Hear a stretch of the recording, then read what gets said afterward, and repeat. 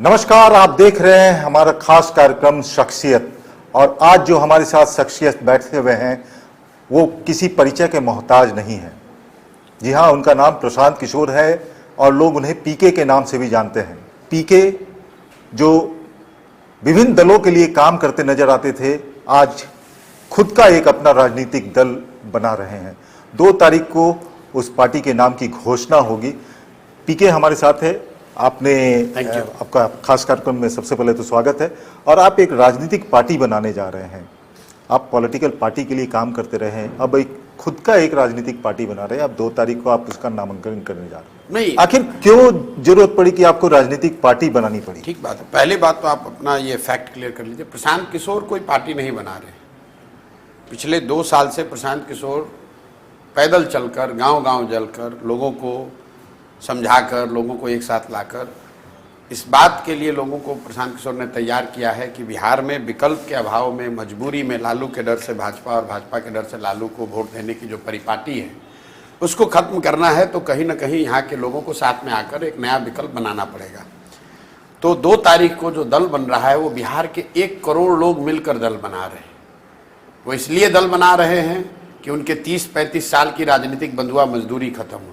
वो इसलिए दल बना रहे हैं कि बिहार जो देश का सबसे गरीब और पिछड़ा राज्य है, वहाँ की स्थिति सुधरे, उनके बच्चों का पलायन रुके, उनको शिक्षा की व्यवस्था की जाए। आपने कहा कि आप अलग अलग दलों को मदद करते रहे हैं, उनको सुझाव देते रहे हैं, तो काम तो हम आज भी वही कर रहे हैं। पहले हम दलों को, नेताओं को सुझाव देते थे, उनको बताते थे कि भाई किस तरह से संगठन बनाओ, कैसे अपने संगठन को मजबूत करो, किस तरह के लोगों को चुनाव लड़ाओ, किन मुद्दों पर चुनाव लड़ो, कैसे भाषण दो, कौन सा स्लोगन लिखो, कैसे चुनाव का प्रबंधन करो जिससे चुनाव जीतोगे। तो काम तो मैं आज भी वही कर रहा हूँ। बस इतना ही है कि पहले हम ये दल और नेता के लिए करते थे, अब हम ये काम बिहार की जनता के लिए कर रहे हैं। गांव-गांव में लोगों को जाकर बता रहे हैं कि कैसे तुम संगठित हो सकते हो, किन लोगों को अपने बीच से चुनकर निकालोगे तो आदमी चुनाव जीत सकता है, किन मुद्दों पर आप चुनाव लड़ोगे तो चुनाव जीत सकते हो, किस व्यवस्था से आप चुनाव लड़ोगे तो चुनाव जीत सकते हो। तो मेरी भूमिका जो पहले थी वही आज भी है। फर्क बस इतना है कि पहले दल और नेता के लिए कर रहे थे, अब बिहार की जनता के लिए। लेकिन आपकी स्ट्रेटेजी इसमें समझ में आ रही है। आपने कहा कि 1 करोड़ लोग खुद पार्टी बना रहे हैं, तो आप जो वोटर हैं बिहार के, उसका 20% तो आप पहले ही करें कि 20% वोटर हमारे साथ। बिल्कुल ठीक, उसी स्ट्रेटेजी पे आप चल रहे हैं। आप स्ट्रेटेजी समझ लीजिए। इसका नाम ही क्या है अभियान का? जन सुराज। सुराज मतलब सुंदर राज। किसका सुंदर राज? बिहार के लोगों ने कांग्रेस का सुंदर राज देखा, बिहार के लोगों ने लालू जी का सुंदर राज देखा, बिहार के लोगों ने भाजपा नीतीश कुमार का सुंदर राज देखा। और इन सब के राज के बावजूद आज बिहार देश का सबसे गरीब, पिछड़ा, निरक्षर, भुखमरी वाला राज्य जिम्मेदार मानते हैं आप? मैं इसके लिए बिहार के समाज को जिम्मेवार मानता हूँ। पॉलिटिकल पार्टी जिम्मेदार नहीं है? क्यों? पॉलिटिकल पार्टी तो समाज से ही निकला है, वो कोई मंगल ग्रह से तो आया नहीं है।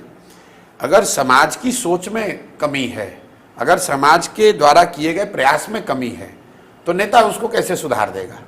मैं गांव-गांव में अक्सर कहता हूं कि अगर आप जाति के नाम पर 500 रुपया लेकर, मुर्गा भात खाकर, मंदिर मस्जिद के नाम पर वोट देंगे, तो फिर आपके बच्चों के लिए पढ़ाई और रोजगार, फैक्ट्री कैसे लगेगा?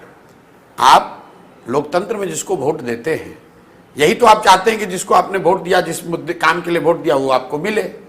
तो बिहार में जिस काम के लिए भी लोगों ने वोट दिया है, जिसको भी वोट दिया हो, वो तो चीज हो ही रहा है। भाई बिहार में लोगों ने वोट दिया मोदी जी को 5 किलो अनाज के नाम पर, तो बिहार में चाहे जितना चोरी भ्रष्टाचार है, 1 किलो चोरी करके 4 किलो अनाज तो लोगों को मिल ही रहा है। लोगों ने वोट दिया अयोध्या में मंदिर बनाने के नाम पर, तो बिहार के गांव पंचायत में फैक्ट्री बने या न बने, स्कूल अस्पताल बने या न बने, अयोध्या में मंदिर बन ही गया है। लोगों ने वोट दिया लालू जी को कि लालू जी ने गरीब को, पिछड़े को आवाज दिया, तो भाई बिहार में लालू जी के राज में सड़क, बिजली, पानी, शिक्षा, रोजगार भले न हो, गरीब को, पिछड़े को आवाज और सम्मान तो मिला ही मिला। लोगों ने नीतीश कुमार को वोट दिया बिजली, सड़क के नाम पर, तो नीतीश बाबू के राज में इसी बदहाल बिहार में बिजली का बिल 1000 आए चाहे 2000, घरे घरे बिजली आ ही गया है। तो उसी नीतीश कुमार के लिए तो आप कहते थे कि सुन तो लीजिए, बिहार में बाहर नीतीश कुमार, पूरी बात सुन लीजिए। ये आपको उदाहरण में क्यों गिनवा रहा हूं? आपने जिस चीज के लिए भी वोट दिया, जिसको भी वोट दिया, चाहे मोदी जी को दिया हो, लालू जी को दिया हो या नीतीश को दिया हो, जिस चीज के लिए आपने वोट दिया वो चीज आपको मिला है। लेकिन बिहार के लोगों ने कभी अपने बच्चों की शिक्षा रोजगार के लिए तो वोट दिया नहीं, इसलिए आपको नहीं मिला। तो जनसुराज अभियान यही है जिसमें हम लोग कभी ये नहीं कहते कि किस दल को वोट दो, ये भी नहीं कह रहे कि जनसुराज को वोट दो। गांव गांव जाकर सिर्फ ये बता रहे हैं कि भाई एक बार तुम अपने बच्चों के पढ़ाई और रोजगार के लिए वोट दे दो, जिसको देना है दे दो, लेकिन वोट अपने बच्चों के पढ़ाई और रोजगार के लिए नहीं। तो ये तो आप अच्छा काम कर रहे हैं, लेकिन फिर पार्टी आप क्यों बना रहे हैं? क्योंकि लोग ये कहते हैं कि भाई बात तो ठीक है, लेकिन हमको तो ये तीनों दलों ने ठगा है। इन तीनों फॉर्मेशंस ने, भाजपा ने, नीतीश ने, लालू ने, जब ये 35-40 वर्ष से इन लोगों ने कुछ नहीं किया तो अब फिर से इनको देने का क्या फायदा है? तो हम लोग को विकल्प चाहिए। तो मैं कहता हूं भाई, वो लोग कहते हैं भैया आप दल बनाइए, आप आगे बढ़िए, आप सुधारिए। हम कह रहे भैया हम क्यों सुधारे? मेरा यही प्रश्न मैं है आ रहा हूं इस पे कि अगर लालू जी नहीं सुधार पाए, नीतीश नहीं सुधार पाए, कांग्रेस के बड़े बड़े नेता नहीं सुधार पाए, मोदी जी भाजपा नहीं सुधार पाया, प्रशांत किशोर कैसे सुधार देंगे? मैं कैमरे पर कहता हूं कि एक प्रशांत किशोर को छोड़िए, अगर 10 प्रशांत किशोर आएंगे तब भी सुधार नहीं होगा। सुधार तब होगा जब आप बिहार के लोग, बिहार के वोटर में अपने व्यवहार में सुधार लाएंगे, तब सुधार होगा। लेकिन प्रशांत किशोर एक शख्सियत है जो, जिसने, आपने कहा कि नीतीश कुमार के शासनकाल में कुछ नहीं हुआ, कांग्रेस के शासनकाल में कुछ नहीं हुआ, भाजपा के शासनकाल नहीं, जो हुआ वो बताया आपने, जिस चीज के लिए, लेकिन जनता के लिए कुछ नहीं हुआ, उनके बच्चे को पढ़ाई लिखाई के लिए नहीं हुआ। लेकिन ये बता रहे हैं, यही प्रशांत किशोर कांग्रेस के लिए भी काम कर चुके हैं। कांग्रेस को बता रहे थे कि वो आएंगे तो बहुत काम करेंगे। आपने बिहार में जो नहीं, बिहार में जो आपने नीतीश कुमार के लिए कहा, तो बिहार में बाहर है, तो उस समय बाहर था, बेकार हो गया। बिल्कुल ठीक बात, ये सवाल ठीक है कि 2015 में नीतीश कुमार की अगर हमने मदद की तो आज हम नीतीश कुमार का विरोध क्यों कर रहे हैं? सही बात है। 2015, 14-15 के नीतीश कुमार और आज के नीतीश कुमार में जमीन आसमान का फर्क है, नेता के तौर पर, प्रशासक के तौर पर और as a human being as well. 2014-15 में जिस नीतीश कुमार की हमने मदद की थी उसकी छवि ये थी, उसके बारे में लोगों का सोचना ये था कि 2005 से लेकर 2012-13 के दौर में बिहार में थोड़ा बहुत सुधार होता दिखा था। बिहार कोई बहुत विकसित हो गया ऐसी बात नहीं है, लेकिन जो अंधकार था लालू जी के जंगल राज का, वो थोड़ा छटना शुरू हुआ था। नीतीश कुमार ने एक दिया जलाया तो प्रकाश दिखा। तो उस नीतीश कुमार की मदद की थी जिसकी छवि सुशासन के लिए, बेहतर प्रशासन के लिए थी। आज नीतीश कुमार की छवि क्या है? लोग ये बता रहे हैं कि लालू जी का राज अपराधियों का जंगल राज था, नीतीश का राज अधिकारियों का जंगल राज है। 2014-15 में जिस नीतीश कुमार की मैंने मदद की थी, उस नेता की मदद की गई थी जो चुनाव नहीं हारा था। उनके दल को, जनता दल यूनाइटेड को 2014 में लोकसभा चुनाव में बड़ी हार का सामना करना पड़ा। 2 MP उनके जीते। नीतीश कुमार ने राजनीतिक मर्यादा के नाम पर अपना पद छोड़कर मांझी जी को मुख्यमंत्री बना दिया। आज नीतीश कुमार 2020 में चुनाव हार गए हैं, लेकिन कोई ना कोई जुगत लगाकर, कभी भाजपा के साथ, कभी महागठबंधन बनाकर, कभी लालटेन पकड़कर किसी न किसी तरह से कुर्सी पर बैठे हुए हैं। तो जिस नेता की मैंने मदद की थी वो नीतीश कुमार थे, जिनके लिए राजनीतिक मूल्य और मर्यादा का कुछ महत्व था। आज नीतीश कुमार जिसका विरोध कर रहे हैं उसके लिए सिर्फ कुर्सी और कुर्सी ही चाहिए। तीसरा, जो सबसे महत्वपूर्ण बात है, 2014-15 में उस नीतीश कुमार की मैंने मदद की थी जो रेल मंत्री जब थे वाजपेयी जी के सरकार में। गैसल पश्चिम बंगाल में एक रेल दुर्घटना हुई थी, उसमें 200 लोगों से ज़्यादा लोगों की मृत्यु हुई। नीतीश कुमार ने अपने पद से इस्तीफा दे दिया। जब वाजपेयी जी ने उनका इस्तीफा अस्वीकार किया तो नीतीश जी का कहना था कि जब 200 से ज़्यादा लोगों की मृत्यु हुई है तो मैं अपने इस पद पर कैसे बना रहूँगा। उस नीतीश कुमार की मैंने मदद की थी। आज जिस नीतीश कुमार का विरोध कर रहा हूं, ये वो नीतीश कुमार हैं कि कोरोना के दौर में हजारों लोगों की दुखद मृत्यु हो गई, लाखों बिहार के बच्चे मारे मारे पूरे देश में फिर रहे थे और नीतीश कुमार 1 महीने तक अपने बंगले से बाहर नहीं निकले। तो अगर नीतीश कुमार ने 2014-15 में जो अच्छा किया इसलिए उनकी मदद की, आज जब वो अच्छा नहीं कर रहे तो उनका विरोध कर रहे हैं। और एक अंतिम बात समझ लीजिए, लोकतंत्र में चुनाव 5 वर्ष पर क्यों होता है? 10 वर्ष पर भी हो सकता था, 20 वर्ष पर भी हो सकता था। 5 वर्ष पर चुनाव इसलिए होता है कि जिस दल पर, नेता पर, विचारधारा पर भी आपका भरोसा है, आप उसके साथ खड़े होइए, उसकी मदद कीजिए। लेकिन वो भरोसा, वो वोट 5 वर्ष के लिए है, जीवन भर की बंधुआ मजदूरी नहीं है। आप जो लॉजिक दे रहे हैं उसके हिसाब से तो आपने एक बार किसी को वोट दे दिया तो फिर तो उसको ही जीवन भर वोट देते रहिए, फिर चुनाव की जरूरत बिहार की परंपरा रही है ये। नहीं, परंपरा रही, इसीलिए तो हम लोग इस दुर्दशा में पड़े हुए तो प्रशांत किशोर पे क्यों विश्वास करे बिहार के लोग? बिल्कुल ना करें। आप आज जो है कि आप बोल रहे हैं कि आप एक पार्टी नहीं, बिल्कुल न करें। आप हमारी प्रशांत जी एक मिनट सुन लीजिए ना, एक मिनट। ऐसा है ना कि आपने हमारी कोई वक्तव्य हमारा सुना ही नहीं है। मैंने सुना, आपने कहा कि नीतीश कुमार इस बार 2025 में सुनिए ना, आप तो ये खाली जो हम इंटरव्यू देते हैं वो सुनते हैं ना। अभियान में हम क्या बोलते हैं आप नहीं सुन रहे हैं। अभियान के हर गांव में, अभियान के दौरान हर गांव में जाकर हमने कहा कि बिल्कुल प्रशांत किशोर पर भरोसा मत करो। आपके कैमरे पर भी कहा कि 10 प्रशांत किशोर भी आ जाएंगे तो भी सुधार नहीं होगा। भरोसा अपने आप पर करो, वोट अपने बच्चों के लिए दो। प्रशांत किशोर के लिए वोट दोगे तो जैसे पहले ठगे गए वैसे आगे ठगे जाओगे। नहीं तो इसके पहले क्या मतलब जो जनता वोट दे रही थी वो अपने विवेक से काम नहीं कर रहे थे? देखिए, विवेक आपके पास हो सकता है, लेकिन आप आईना है, आईने पर धूल पड़ सकता है। तो कहीं मेरा अपना ऐसा मानना है कि बिहार के लोगों की चेतना, उनका विवेक, उनकी समझ खत्म नहीं हुई है, उस पर धूल पड़ गया है। लेकिन आईने को अगर आप धूल साफ कर देंगे तो बढ़िया उसमें चेहरा दिखेगा। और वही इस अभियान का प्रयास है कि गांव-गांव जाकर लोगों को जगाया, समझाया जाए कि भाई तुम्हारे पास वो विवेक है, तुम्हारे पास वो जज्बा है, तुम्हारे पास वो ताकत है। ये सिर्फ ये समझने की जरूरत है कि जाति, धर्म, नाली, गली, मंदिर, मस्जिद को छोड़कर अपने बच्चे के पढ़ाई और रोजगार के लिए वोट दो तो अपने आप सुधार होगा। 1952 से तो वही करते आ रहे थे, लेकिन एक अगला सवाल करते आ रहे हैं, ये गलत ना बोलें। इसलिए कि ये हम यहाँ कैमरे में बैठ के यहाँ इंटरव्यू नहीं दे रहे हैं। हम 5300 गाँव में गए हैं। हर गांव में ये पहला सवाल करते हैं कि ये बताइए कि क्या आपके गांव पंचायत में आपके बच्चों के पढ़ाई और रोजगार की व्यवस्था होनी चाहिए या नहीं। 100% लोग हाथ उठाकर कहते हैं भैया होना ही चाहिए। बिल्कुल होना चाहिए। आप भी कह रहे होना चाहिए, बिल्कुल होना चाहिए। तो दूसरा भी सवाल सुन लीजिए। फिर दूसरा सवाल पूछते हैं कि हर आदमी जो आया है अपने अपने बच्चों के सर पे हाथ रखो और बताओ कि तुमने जीवन में कभी अपने बच्चों के पढ़ाई रोजगार के लिए वोट दिया है।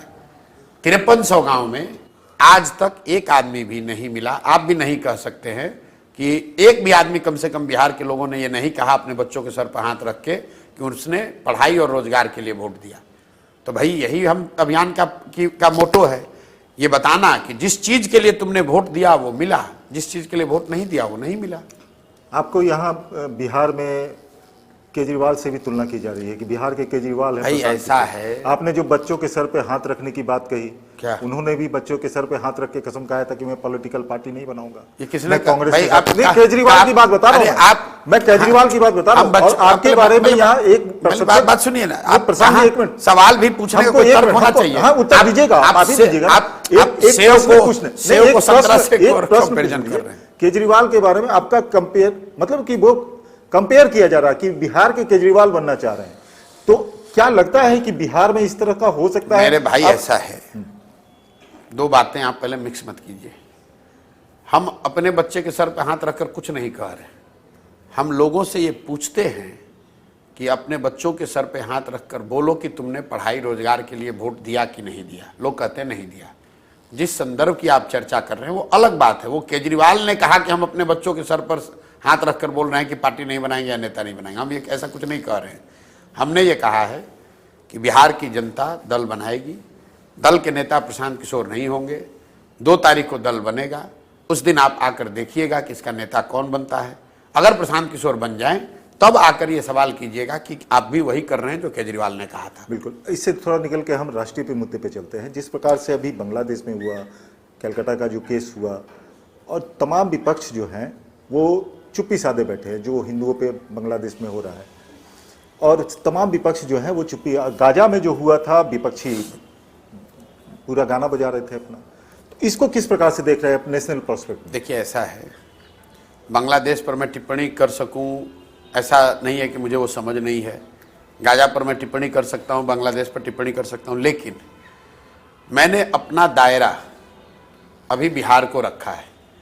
और बांग्लादेश को देखने के लिए, गाजा, इजराइल, फिलिस्तीन पर बोलने के लिए बहुत सारे लोग हैं, बहुत व्यवस्था है, बहुत बड़े बड़े नेता हैं। उनको बोलने दीजिए, उनको डील करने दीजिए। प्रशांत किशोर के जीवन का अभी जो फोकस है आने वाले कुछ सालों तक, वो सिर्फ और सिर्फ इस पर है कि बिहार की जो दुर्दशा है इससे बिहार के लोगों को कैसे निकाला जाए, आने वाले 10 साल में बिहार को देश के 10 अग्रणी राज्यों में कैसे शामिल कराया जाए। हमारा फोकस ये है कि बिहार से पलायन को कैसे रोका जाए, बिहार में बच्चों के पढ़ाई की व्यवस्था कैसे की जाए।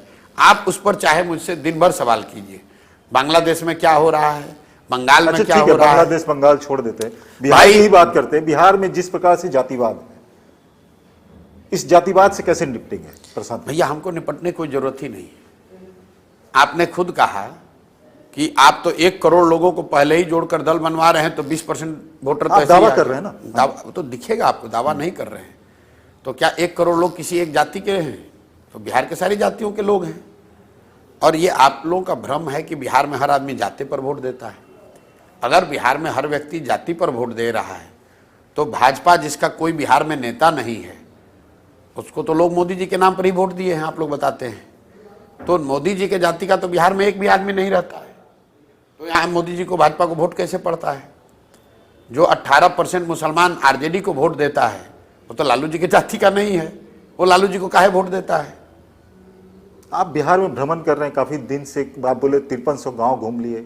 आप 2 बोले साल नहीं, आप कर चुके हैं, चल रहे हैं। हाँ, चल रहे हैं। 2 साल हो गया आपको लोगों को समझाते हुए, फिर जाति के नाम पे वोट कर दिए 2024 के इलेक्शन में। आखिर क्या? तो इसका मतलब ये हुआ कि आपके समझाने से भी लोग समझ नहीं रहे। ये आपकी समझ है। अगर हमारे समझाने से कोई समझ ही नहीं रहा है तो जनसुराज में सुबह से शाम तक भीड़ क्यों लगी हुई है? आप आकर मेरा इंटरव्यू क्यों कर रहे हैं? आप ये सवाल क्यों पूछ रहे हैं? लोग, पार्टियां ये चिट्ठियां क्यों निकाल रही हैं कि भाई जनसुराज में मत जाओ दल छोड़कर? अगर हमारे कहने का, करने का कोई प्रयास का असर ही नहीं है तो आप यही मानकर बैठिए अपने घर में। आप 2 बरस पहले तो नहीं आए पूछने, लोगों ने यही कहा कि पैदल चल रहे हैं, इनके चलने से क्या होता है। आज वही पार्टी जिन्होंने कहा कि इनके पैदल जीवन भर चलते रहें कुछ नहीं होगा, वही पार्टी आज बैठक कर रही है, वही पार्टी अब पत्र निकाल रही है, अपने नेताओं को दल छोड़कर भागते हुए नेताओं को रोकने का प्रयास कर रही है। तो असर है कि नहीं है वो तो सामने ही दिख रहा है। पार्टी आप बनाएंगे, पार्टी लोग बना रहे हैं, 2025 में आप लोग चुनाव भी लड़ेंगे जी बिल्कुल। तो क्या 243 सीट पर? बिल्कुल 243 सीट पर जनसुराज 243 सीट पर चुनाव लड़ेगा। अब आप ये कह सकते हैं कि आप तो कह रहे हैं कि आप दल के नेता नहीं, कैसे आपको मालूम है 243 लड़ेगा? इसलिए लड़ेगा कि जिन लोगों को भी मैंने इकट्ठा किया है, जो लोग आकर दल बना रहे हैं, उनका ये मत है कि बिहार में बदलाव चाहिए, एक नया प्रयास चाहिए, नया नेतृत्व चाहिए। इसलिए कोई गठबंधन, किसी से भागीदारी का कोई सवाल नहीं है। जनसुराज 243 सीट पर लड़ेगा और 243 की 2/3 से ज्यादा सीटों पर वो लोग चुनाव लड़ेंगे जो पहले कभी जीवन में चुनाव नहीं लड़े।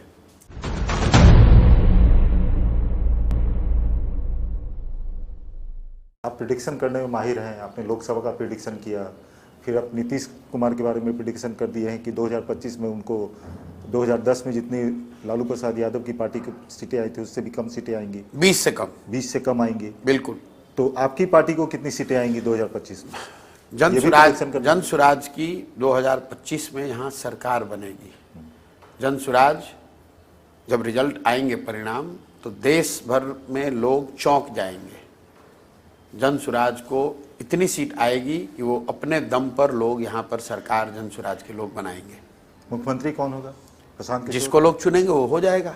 तो आप इतनी मेहनत की, आप तो सब से जुड़े, आप गांव-गांव में घूमे, आप सारी चीजों को देखे, जमीन पे जुड़ के स्थितियों को देखे, कहाँ पे क्या प्रॉब्लम है, तो मुख्यमंत्री हम लोग मान सकते हैं कि प्रशांत किशोर ही होंगे? बिल्कुल नहीं मान सकते। बिहार में जो दल बनाता है, बड़ा मेहनत करता है, अपनी राजनीतिक पूंजी लगाता है, लेकिन दल का नेता कौन बनता है? खुद बनता है। आपने खुद कहा कि हम तो 2 साल 3 साल से इतनी मेहनत कर रहे हैं, सब प्रयास किया है, सबको जुटाया है, लेकिन दल का नेता कौन बन रहा है? दल का नेता वो बन रहा है जिसको सब लोग मिलकर चुन रहे हैं। तो ये कोई ज़रूरी नहीं है कि जो दल बनाए वही दल का नेता बने, उसके बाद उसका बेटा बने। अगर हमको वही करना होता तो 2 साल 3 साल इतनी मेहनत करने की ज़रूरत क्या थी? हम पटना में बैठते, दल बन जाता, उसके नेता हम बन जाते, उसके बाद ये प्रयास कर लेते। ये प्रयास ही इसीलिए है कि दल कोई व्यक्ति, कोई परिवार, कोई जाति विशेष का न बनाए, दल बिहार के लोग मिलकर बनाएं, और जो लोग मिलकर बनाएंगे वो लोग उन अपनी क्षमता विद्वता के हिसाब से दल का नेता भी चुनेंगे, दल का संविधान भी बनाएंगे, दल की प्राथमिकताओं को भी तय करेंगे, और वो लोग ही तय करेंगे कि इसको आगे कैसे बनाया चलाया जाएगा। आपको बीजेपी की बी टीम भी बताया जाता है, कभी कोई पार्टी बोलती है कि कांग्रेस की बी टीम है। अच्छी बात है, कम से कम साल 2 साल पहले तो वो लोग ये कह रहे थे कि प्रशांत किशोर है कौन, ये तो बिजनेसमैन है, ये बिहार में टिकने वाले नहीं है। अब हमको बी टीम बता रहे हैं, सी टीम बता रहे हैं, बताने दीजिए, अभी 6 महीना और होने दीजिए। अभी तो दल बना नहीं है, इतनी ज़्यादा घबराहट है। जब दल बन जाएगा तो उनको पता चलेगा कि कौन ए टीम है कौन बी टीम है। पता चला कि जिसकी बी टीम बता रहे हैं वही सी टीम हो गया। बिहार में अक्सर ये देखा जाता है कि जो जनता है, जो लगातार जो वोटिंग करती है जात के आधार पे या आरक्षण के आधार पे, किसी भी आधार पे, एक नेता होता है किसी पार्टी में, उसके साथ जो जनता है वो जुड़ती है। प्रशांत किशोर की पार्टी में नेता कौन है, किसके साथ जनता जुड़ेगी? प्रशांत किशोर की कोई पार्टी नहीं है, इसलिए प्रशांत किशोर इसके नेता नहीं है। ये लोगों की पार्टी है, लोग बैठकर जिसको नेता चुन लेंगे उसी के नाम पर लोग देखेंगे, उसका असेसमेंट करेंगे और उसके नाम पर वोट देंगे, उनको ठीक लगेगा। आपने भी तो कुछ किया होगा, तैयारी कुछ कर रहे हैं भाई, पूरी तैयारी ही कर रहे हैं 2 साल से। नहीं तो कोई चेहरा तो होगा आपका? बिल्कुल नहीं, जब जो चेहरा होगा 2 तारीख को चुना जाएगा कैमरे के सामने, आप देखिएगा कौन चुन कर आता है। इतना धीरज रखिए। 2 बरस पहले जब हमने कहा कि लोग आकर दल बनाएंगे तो उस समय आप लोगों ने कहा भाई ये तो हो ही नहीं सकता है। अब लोग आकर दल बना रहे हैं तो थोड़ा 10 दिन और 1 महीना और इंतजार कीजिए। जो लोग दल बना रहे हैं आपको दिखेगा कि वो किसको चुन रहे हैं नेता। एक खबर यह भी चल रही है कि प्रशांत किशोर उन्हीं लोगों को लेकर आएंगे पार्टी में जो लोग को टिकट नहीं मिला या जिनको पार्टी से दरकिनार कर दिया गया है, उन लोगों को अपने पार्टी में शामिल कराएंगे और उन्हीं लोगों को चुनाव लड़ाएंगे। मैंने आपको कहा कि जन स्वराज में वो लोग चुनाव लड़ेंगे, 2/3 से ज़्यादा ऐसे लोग चुनाव लड़ेंगे जिनकी कोई राजनीतिक पृष्ठभूमि नहीं है, जो कभी भी चुनाव लड़े नहीं। 1/3 तो वैसे लोग आ रहे हैं ना जो बागी हैं दूसरे पार्टी के। हमको नहीं मालूम है।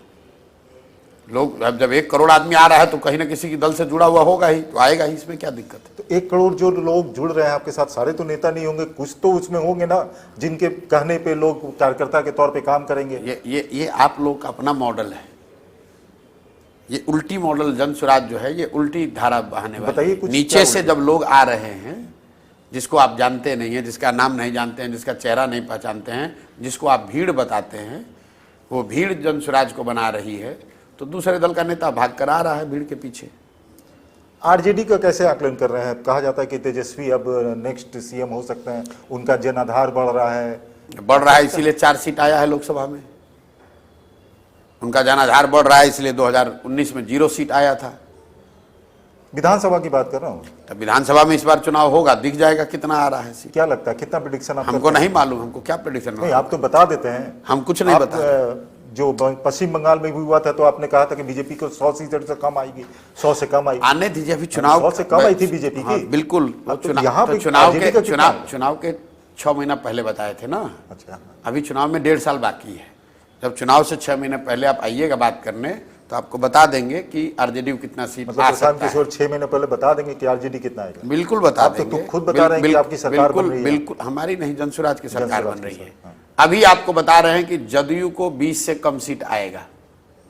बाकी दल किसको कितना सीट आएगा, अगर आप ये जानने के लिए बहुत उत्सुक हैं तो चुनाव के 6 महीना पहले आकर हमसे बात कर लीजिएगा, हम बता देंगे। नहीं तो मान लीजिए कि आरजेडी का हम पूछ रहे हैं कि आप कितना सीट आएगा, हम तो बता रहे हैं कि 6 महीना पहले हम बताएंगे। तो जदयू का आप कैसे आकलन करते रहे कि 20 सीट आएगा? इसलिए कि जदयू जो है वो उस एक ध्रुवीय पार्टी रही है, सिर्फ नीतीश कुमार ही उसका आधार रहे हैं, और नीतीश कुमार अपने राजनीति के अंतिम दौर। बीजेपी का क्या देखते हैं आपके? अब फिर वही बात, मैं सिर्फ जदयू के बारे आकलन करते प्रशांत जी, आप सारे पार्टी को आकलन करते थे, अभी भी कर रहे होंगे। तो अब मैंने आपको जो बताना था बता दिया। आप जबरदस्ती का अपना शब्द मेरे मुंह में डालिएगा तो होगा नहीं डाल रहे ना। मैंने आपको कहा कि बिहार की जो स्थिति है उसमें जदयू को 20 से ज्यादा सीट नहीं आएगा। बाकी दल को किसको कितना सीट आएगा, हमने जनसुराज को कितना सीट आया ये भी नहीं बताया। हमने आपको ये कहा कि चुनाव के 6 महीना पहले आइएगा। आपको इतनी उत्सुकता है जानने की कि किसको हमारे अनुसार किसको कितना सीट आएगा, तो चुनाव के 4 महीना 6 महीने पहले आप आइएगा, उस समय बता देंगे। प्रशांत जी, एक चीज ये बता दीजिए कि आपने कहा कि 25 में जन स्वराज की सरकार बन जाएगी। बिल्कुल बनेगी। आपकी प्राथमिकताएं क्या क्या होंगी? हमारी प्राथमिकता है कि 15 साल से कम उम्र के जो बच्चे यहाँ हैं उनको ऐसी बेहतर शिक्षा मिले कि वो समाज और व्यवस्था पर बोझ न बने।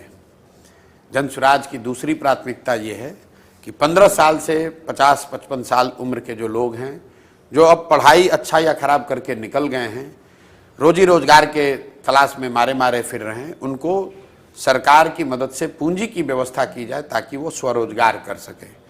तीसरी प्राथमिकता ये है कि 60 साल से ज़्यादा उम्र के हर व्यक्ति को यहाँ कम से कम 2000 रुपया मासिक पेंशन की व्यवस्था की जाए ताकि वो एक डिग्निफाइड लाइफ जी सके। चौथी प्राथमिकता ये है कि यहाँ की जो खेती है वो खाने वाली खेती है, उसको कमाने वाली खेती बनाने के लिए किसानों को मुफ्त मजदूरों की व्यवस्था की जाए। और पांचवी प्राथमिकता ये है कि यहाँ पर जो महिलाएं हैं उनको घर घर स्वरोजगार करने के लिए सरकारी गारंटी पर सस्ते दर पर लोन मिले। ये 5 हमारी टॉप मोस्ट प्राथमिकताएं हैं। एक उदाहरण बताइए, महिलाओं की तरक्की या फिर जो शिक्षा सुधार के लिए क्या आप करना चाहते हैं ऐसा कि शिक्षा सुधार? आप बिहार के रहने वाले हैं? बिल्कुल बिहार के। नेतरहाट का नाम सुने हैं? बिल्कुल सुने हैं। नेतरहाट सरकारी विद्यालय है, बताइए। नेतरहाट सरकारी विद्यालय है, सरकारी शिक्षक ही वहाँ पर पढ़ाते रहे हैं। एक नेतरहाट से 1500 से ज़्यादा IAS IPS एलाइड सर्विसेज में लोग गए हैं। तो अगर बिहार के हर प्रखंड में एक नेतरहाट जैसा विद्यालय हो तो उसका फायदा होगा कि नुकसान होगा? जाहिर तौर से होगा फायदा। क्यों नहीं बना? आप कहेंगे कि आप कह रहे हैं कि सबकी प्राथमिकता है। अगर बिहार के हर प्रखंड में नेतरहाट जैसा एक विद्यालय हो तो उसको बनाने में खर्च आएगा। सरकार के पास पैसा हो तो बन सकता है। बनाने में करीब 15 से 20 हज़ार करोड़ रुपया खर्च आएगा। तो जन स्वराज की ये विजन है कि हर साल बिहार के हर प्रखंड में कम से कम एक विद्यालय नेतरहाट जैसा जरूर बने। हमारा ये विजन नहीं है जो नीतीश कुमार का है कि समता मूलक शिक्षा नीति के नाम पर गांव-गांव में स्कूल बनाया जाए। हम लोग का विजन ये है कि अगले 5 साल में हर साल एक विद्यालय कम से कम प्रखंड में अच्छा बने, शुरुआत हो, ताकि अगले 5 वर्ष में 5 विद्यालय हर प्रखंड में ऐसे जरूर हों जो विश्व स्तरीय हों। और विद्यालयों को हर घर तक पहुंचाने के बजाय घर के बच्चों को विद्यालय तक पहुंचाने की सुविधा दी जाए, उनको स्कूल बस की सुविधा दी जाए, बजाय इसके कि हर गांव हर पंचायत में आप 4, 5, 10 विद्यालय खोल दें। उसका नतीजा क्या फ़र्क पड़ रहा है? जब आप हर गांव में स्कूल बना रहे हैं तो जहां विद्यालय का भवन बना रहे हैं वहां शिक्षक नहीं है, जहां शिक्षक है वहां विद्यालय का भवन नहीं है, जहां दोनों है वहां पर पढ़ाई नहीं है, जहां तीनों है वहां बच्चे ही नहीं आ रहे हैं। तो इस चीज़ को सुधारने के लिए जो जन स्वराज की सोच है कि बिहार के एक दिन में नहीं सुधरेगा, लेकिन जो हम लोग के पास पैसा है उसमें से अगर 1/3 शिक्षा का बजट एक नई व्यवस्था बनाने में लगाई जाए तो बिहार के हर प्रखंड में एक विद्यालय हर साल बेहतर बनाया जा सकता है। तो हम ये नहीं कह रहे हैं कि बिहार की शिक्षा व्यवस्था को एक झटके में सुधार देंगे। हम ये कह रहे हैं कि हर साल 500 विश्व स्तरीय विद्यालय बनाकर जरूर देंगे। तो अगले 5 साल में अगर 2500 यहाँ अच्छे विद्यालय हो जाएं, 10 वर्ष का हम लोग का जो विजन डॉक्यूमेंट है, 5000 अगर यहाँ अच्छे विद्यालय हो जाएं तो हर व्यक्ति अपने बच्चे को वहाँ पर पढ़ाने भेज सकता है। अच्छा, आपकी सरकार बनेगी तो जो अभी बिहार में शराबबंदी है, युवा खासकर सूखा नशा की तरफ भी आपको भी पता ही होगा, आप तो 5300 गांव घूम लिए, सूखा नशा की तरफ जो है वो मूव कर रहे हैं। क्या लगता है कि नीतीश कुमार का ये स्टेप सही था? बिल्कुल गलत है। पहले आदमी हैं, 2 बरस से कह रहे हैं अगर जन स्वराज की सरकार बनी तो 15 मिनट के अंदर इस कानून को हटा दिया जाएगा, शराबबंदी को हटा देंगे। जिसको अच्छा लगे, बुरा लगे। क्यों हटा देंगे? क्योंकि दुनिया भर में कहीं इस बात का प्रमाण नहीं है कि शराबबंदी के जरिए किसी समाज, राज्य या देश का आर्थिक सामाजिक उत्थान हुआ हो। कहीं इसका कोई प्रमाण नहीं है। नीतीश कुमार पहले व्यक्ति नहीं है, बिहार पहला राज्य नहीं है। बहुत राज्यों ने ये प्रयास करके देख लिया, दुनिया के कई देशों ने ये प्रयास करके देख लिया, किसी को सफलता नहीं मिली। चलिए प्रशांत जी, आप कशिश न्यूज़ से जुड़े, बहुत बहुत धन्यवाद। आपको नई पार्टी के लिए बेहद शुभकामनाएं। बहुत बहुत धन्यवाद सर। तो ये थे हमारे साथ आज के शख्सियत। अगली बार एक और शख्सियत से मुलाकात होगी, तब तक के लिए नमस्कार।